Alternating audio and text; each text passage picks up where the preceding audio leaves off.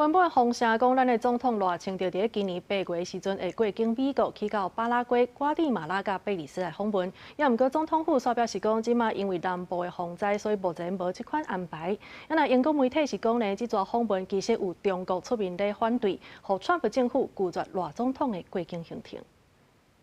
政经团讲，总统赖清德8月要出国访问，过境美国去巴拉圭、瓜地马拉、甲贝里斯等友邦。不过总统府立备讲，因为最近南部洪灾，所以总统伫最近暂时无安排。但是英国金融时报报道，赖总统会取消行程，是因为中国向美国华府抗议，和宣布拒绝赖总统过境美国纽约的申请。对此，美国联邦众议员佩洛西伫 FB 破文，讲这是一个危险的信号，美国伫台湾问题会当被霸凌到点点。 出现这么大的变化，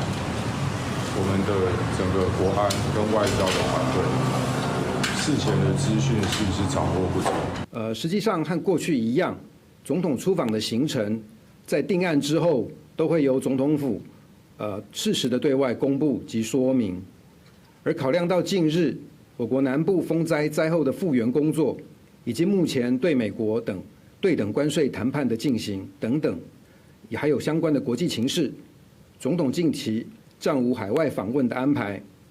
更没有所谓延期、取消或者美方不同意过境的情形。 因若国内政局7日了罢免25案全部拢无过，民进党新北市议员李武祥为秘书长林佑昌请辞，讲总统赖清德应该是党主席，展现专心治国的态度，也建议行政院长杜永泰团队总时改组。伊也讲立法院总调关建明甲社会脱节，应该随请辞。虽然事后是删文，强调民进党若是无赶紧改，会失去更加侪人的支持。不过伫这边罢免投票，方面去花莲操盘协助罢团的民进党组织部主任张志豪讲，民进党的团结也提出港北系永远会。民进党常常就是大家不吐不快。 那吐了之后呢，也改得很快，但是这就是民进党的文化。这段时间真的子弹会很多，